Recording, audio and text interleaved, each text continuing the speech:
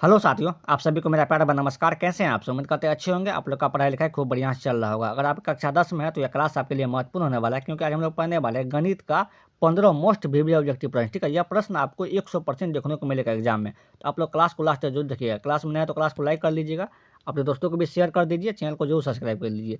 ठीक है, पहला प्रश्न है आपका यहाँ पे 19 और 25 का समांतर माध्य है। तो 19 और 25 का समांतर माध्य क्या होगा? समांतर माध्य जो निकालते हैं इसका फार्मूला होता है। क्या होता है फार्मूला? आप लोग ध्यान रखिएगा। समांतर माध्य बराबर क्या होता है? फार्मूला होता है, दो संख्या दिया हुआ है। देखिए, दो संख्या दिया था, दोनों को जोड़ के और 2 से भाग दीजिएगा। जैसे a प्लस बी बटा 2, दो संख्या दोनों को जोड़ के 2 से भागा देना है। यहाँ पे देखिए 19 और 25 दिया हुआ है, दोनों को जोड़ दीजिए और 2 से भाग दीजिए। तो 19 और 25 को जोड़ेंगे, दो संख्या और 2 से क्या करेंगे, इसको भाग दे देंगे। दो संख्या 2 से भाग देंगे और दोनों को जोड़ेंगे तो कितना हो जाएगा आपका यहाँ पे? देखिए 9 5 14 का 4 और 3 1 4 1 4, 44 हो जाएगा। 44 बटा 2 हो जाएगा और 44 को 2 से काटेंगे तो कितना बार में कटेगा? 22 बार में। तो इसका सही answer option number A B हो जाएगा। ठीक है, 22 एक का सही आंसर ऑप्शन नंबर बी होगा। देखते हैं दो का प्रश्न। देखिए एग्जाम में बहुत बार पूछा गया है बिहार बोर्ड में। देखते हैं दो का प्रश्न। देखिए दो का प्रश्न है आपका यहाँ पे कि 2 4 6 5 4 3 2 4 का बहुलक होगा। इसका बहुलक क्या होगा? देखिए बहुलक क्या होता है? वैसी संख्या जो सबसे अधिक बार रिपीट हो, उसे क्या कहते हैं? बहुलक कहते हैं। जब भी आपको इस टाइप से सवाल पूछेगा ये बहुलक, तो आपको क्या करना है? ऑप्शन हिसाब से बनाना है। वैसे क्लास 10th में जो है बहुलक 3 प्रकार का होता है। 3 टाइप से हम लोग बहुलक पढ़ते हैं। ठीक है, आपको ध्यान रखना है। तो देखिए ऑप्शन हिसाब से बनाना है। देखिए ऑप्शन ए में दिया हुआ है, ऑप्शन ए में 2 दिया हुआ है, तो 2 देखना है आपको कितना बार है? एक बार। इसके सामने में 1 लिख दीजिए। ठीक है, देखिए ऑप्शन बी में 6 दिया हुआ है, तो 6 कितना बार है? एक बार, 2 बार। इसके सामने आप लोग 2 लिख दीजिए। ऑप्शन 4 में कितना दिया हुआ है? ऑप्शन सी में 4 दिया हुआ है, 4 कितना बार है? एक बार, 2 बार, 3 बार दिया हुआ है। इसके सामने में 3 लिख दीजिए। और ऑप्शन डी में 5 दिया हुआ है, 5 कितना बार? एक बार, 1 लिख दीजिए। तो बहुलक का परिभाषा होता है वैसी संख्या जो सबसे अधिक बार रिपीट हो, उसे क्या कहते हैं? बहुलक कहते हैं। देखिए तो 4 कितना बार रिपीट हुआ है? 3 बार। इसका मतलब बहुलक क्या हो गया? 4 हो गया। ठीक है, तो 2 का सही आंसर ऑप्शन नंबर सी हो जाएगा। आपको उसी तरीका से बनाना है, क्योंकि आंसर जो होगा इसी ऑप्शन में से एक होगा। ठीक है, देखते हैं अगला प्रश्न, 3 नंबर प्रश्न। देखिए 3 का प्रश्न है आपका यहाँ पे, एक असंभव घटना की प्रायिकता क्या होगी? एक असंभव घटना की प्रायिकता। देखिए असंभव घटना का प्रायिकता क्या होता है? यहाँ पे 0 होता है। और आपसे संभव पूछा जाता है तो संभव का क्या हो जाएगा आपका? यहाँ पे 1 होगा। ठीक है, असंभव का 0 होता है। 3 का सही आंसर ऑप्शन नंबर बी, क्योंकि असंभव पूछा गया है। तो देखते हैं 4 का प्रश्न। 4 का प्रश्न है आपका यहाँ पे कि वृत्त की सबसे बड़ी जीवा होती है। तो वृत्त की सबसे बड़ी जीवा क्या होती है बताएं? चाप, चाप होगा यहाँ पे। चाप, चाप कर्ण, व्यास या इनमें से कोई नहीं। देखिए वृत्त के सबसे बड़ी जीवा को क्या कहते हैं? व्यास कहते हैं। क्या कहते हैं? व्यास कहते हैं। यहाँ देखिए यह एक वृत्त है। क्या है? यहाँ एक वृत्त है और यह क्या हुआ? वृत्त का केंद्र हुआ। तो देखिए जीवा क्या होता है? वृत्त की परिधि के बीच की दूरी को क्या कहते हैं? जीवा कहते हैं। यह जीवा है। यह क्या है? जीवा है। परिधि के बीच की दूरी क्या कहते हैं? जीवा कहते हैं। और यह जीवा जो अगर केंद्र से होकर गुजरता है, इसी को क्या कहते हैं?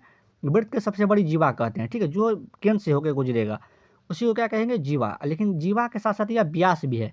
यह क्या है? व्यास भी है। तो आपको यह भी ध्यान रखना है। 4 का सही आंसर ऑप्शन नंबर बी। यह 5 से 6 बार बिहार बोर्ड में पूछा गया, तो आपको इसको अच्छे से याद रखना है। देखते हैं अगला प्रश्न हम लोग 5 नंबर पर। देखिए 5 का प्रश्न है आपका यहाँ पे, sine square 75 degree plus sine square 15 degree का मान क्या होगा? तो साइन स्क्वायर 75 डिग्री का तो साइन स्क्वायर 75 डिग्री लिखेंगे। ठीक है, क्या लिखेंगे आपको यहाँ पे? 75 डिग्री है। अब प्लस साइन स्क्वायर 15 डिग्री को क्या लिख सकते हैं? तो साइन स्क्वायर 15 डिग्री को लिख सकते हैं हम लोग साइन स्क्वायर 90 डिग्री और माइनस का 75 डिग्री।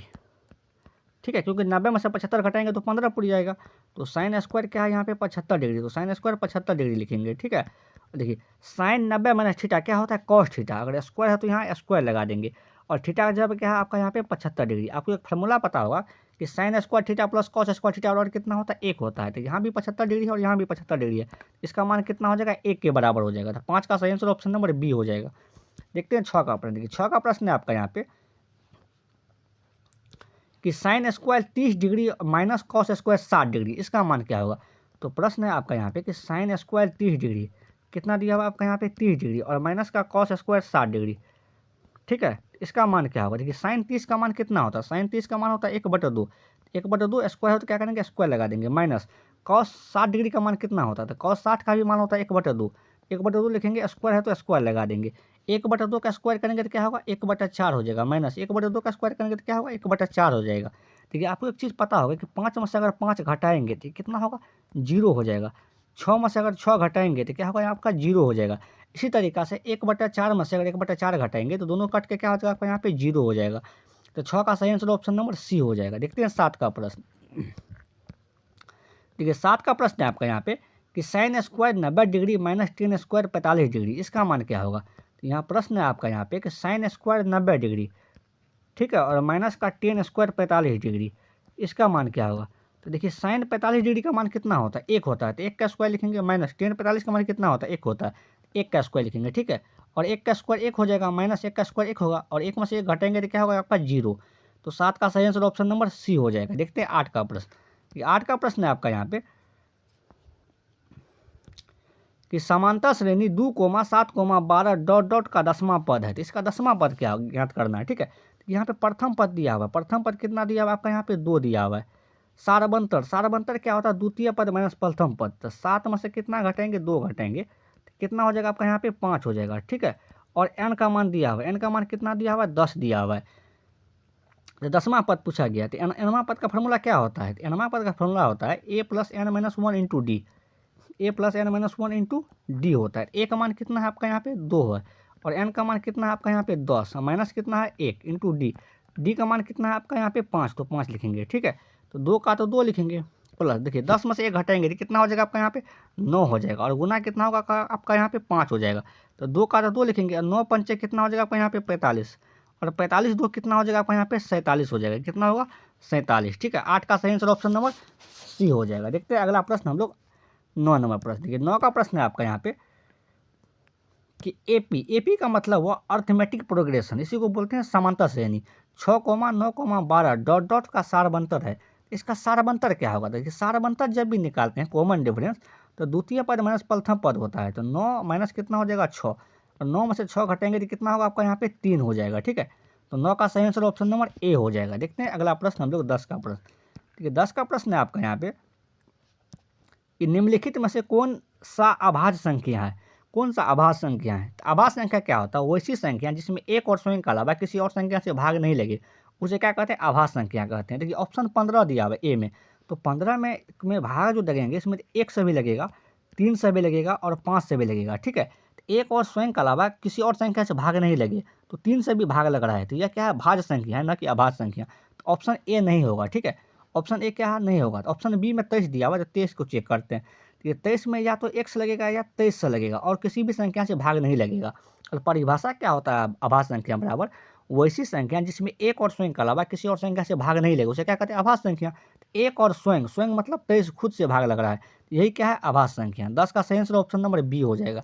देखते हैं 11 का प्रश्न। 11 का प्रश्न है आपका यहाँ पे कि 64 के अभाज्य गुणनखंड में 2 का घातांक है, तो 64 के अभाज्य गुणनखंड में 2 का घातांक क्या होगा। तो ये 64 का सबसे पहले क्या करना है, आपको फैक्टोरियल तोड़ना है। तो अगर 2 से लगाइएगा तो कितना हो जाएगा आपका यहाँ पे 32, फिर अगर 2 से लगाइएगा कितना हो जाएगा आपका यहाँ पे 16, और फिर 2 से लगाइएगा तो कितना हो जाएगा आपका यहाँ पे 8 हो जाएगा, ठीक है।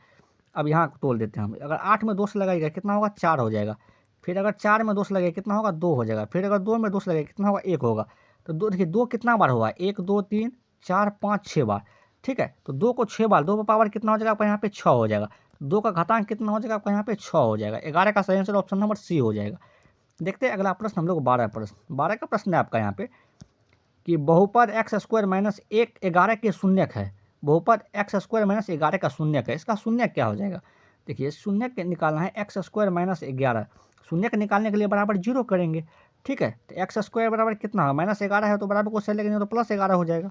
एक्स देखिए स्क्वायर है, हटाएंगे तो उस साइड क्या होगा, प्लस माइनस का रूट अंदर 11 हो जाएगा, प्लस माइनस का क्या हो जाएगा आपका यहाँ पे रूट अंदर अलग हो जाएगा। इसका मतलब क्या हुआ कि एक्स का 2 मान निकलेगा, एक तो प्लस का रूट 11 निकलेगा, ठीक है, और दूसरा क्या नहीं होगा, माइनस का रूट 11 होगा, माइनस का रूट 11 हो जाएगा, ठीक है। एक तो प्लस का रूट 11 एक माइनस का रूट 11, तो प्लस का रूट 11 माइनस का रूट 11, ठीक है। ऑप्शन नंबर सी मान लीजिए, ठीक है, यहाँ पे माइनस नहीं लगा हुआ है, टाइपिंग मिस्टेक है, तो ऑप्शन नंबर सी हो जाएगा। 12 का सही आंसर ऑप्शन नंबर सी, एक में माइनस लगा दिए। देखते हैं 13 का प्रश्न। 13 का प्रश्न है आपका, उसको दूसरा तरीका से भी बना सकते हैं, ठीक है। तो 13 का प्रश्न है आपका यहाँ पे कि बिंदु -6,8 की कोटि है। ठीक है, पहला जो मान होता है वह एक्स का मान होता है, और एक्स के मान को क्या बोलते हैं, भुज बोलते हैं, क्या बोलते हैं, भुज बोलते हैं। और दूसरा जो मान होता है वह किसका होता है, वाई का मान होता है, और वाई का मान को क्या बोलते हैं, कोटि बोलते हैं, ठीक है। तो यही बोला गया है, कोटि कितना हो जाएगा आपका यहाँ पे -8 हो जाएगा। तो 13 का सही आंसर ऑप्शन नंबर बी हो जाएगा। देखते हैं अगला प्रश्न हम लोग 14 का प्रश्न। देखिए 14 का प्रश्न है आपका यहाँ पे